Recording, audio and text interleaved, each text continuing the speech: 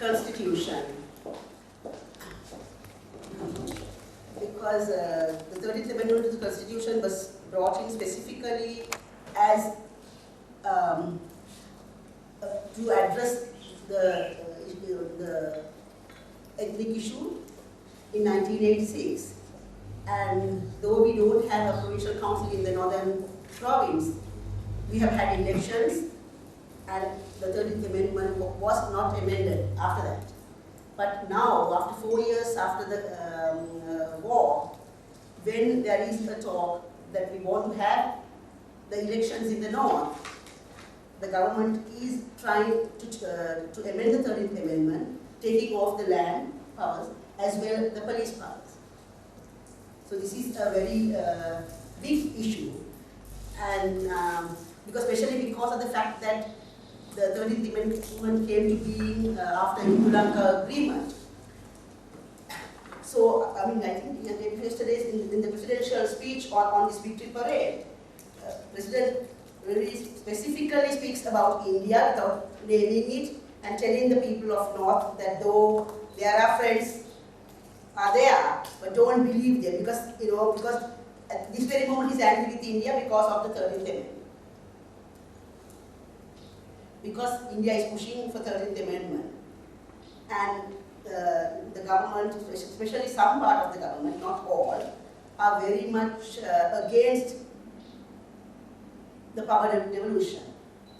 What they say is, we have won the war, so why should we even have the 13th Amendment now?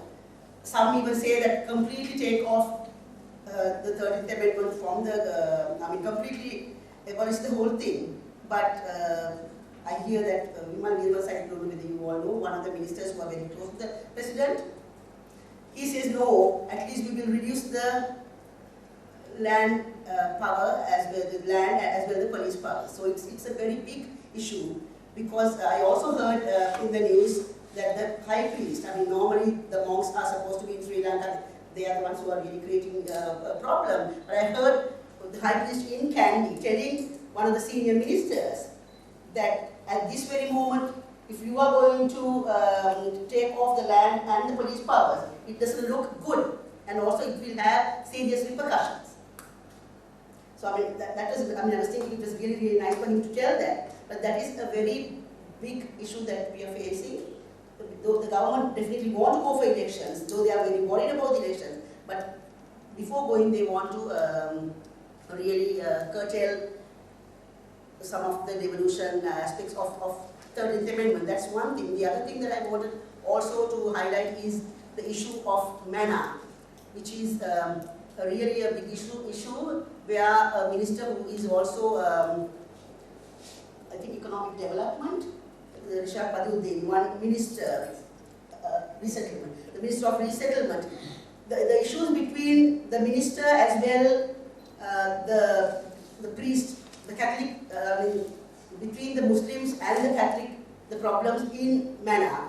And the government, at this very moment, what the government is doing, the president's son, especially the one who is the MP, he is going and establishing election officers of SLFP, going beyond also the minister. So there is really a very huge complex in manner. It's like they are using the XLTT cadres as to contest elections, and really making more complex the situation in manner. So that's a very big issue there, and we really wanted the National Peace Council to go, because the people from Manna, whom I recently met, was telling me at this very moment, if the bishop and the minister don't get together,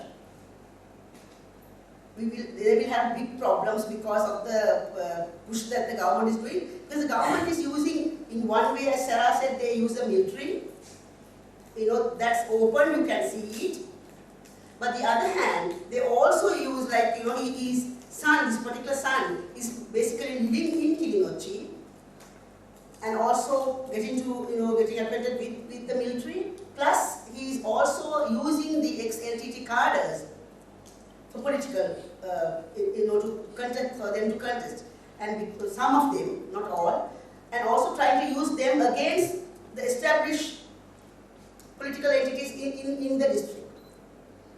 So what we see is extremely dangerous, because on the face you see that what they are doing is very clear, but also underhand they are also using the very same people to divide each other in different ways. So this, it is very dangerous, and I think National Peace Council, I think Tony will speak a little more about it, because what they want, what exactly the people of Mana wants, for people to get together, for them, whether it's a Muslim, whether it's Tamil, it doesn't really matter, because all of them, have been suffering. Especially the Tamil people definitely were suffering for 30 long years, and also the Muslim people were evicted by the LTT in Mana, and economically they are in very difficult condition.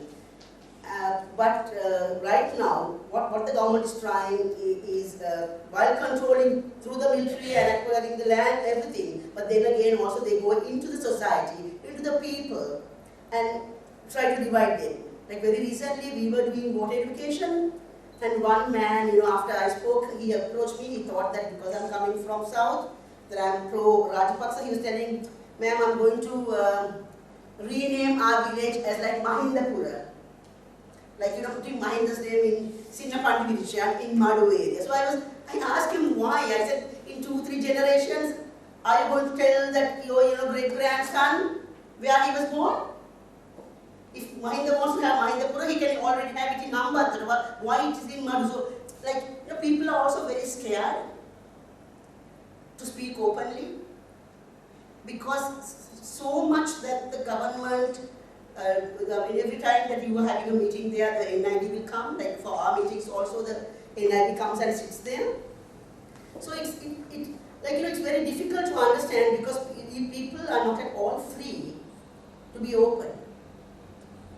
And also that makes it a lot difficult, because even if you want to speak to them something, unless they have your full confidence, they will not tell you what they feel. So even after 4 years of the end of war, people still live with lots of fear. Because also what they do is, they also recently, I think about 6 months ago, they went again and was picking up people whom they say that pro-LTT, while of course having the real LTTs who were really known to be LTTs with them in the government.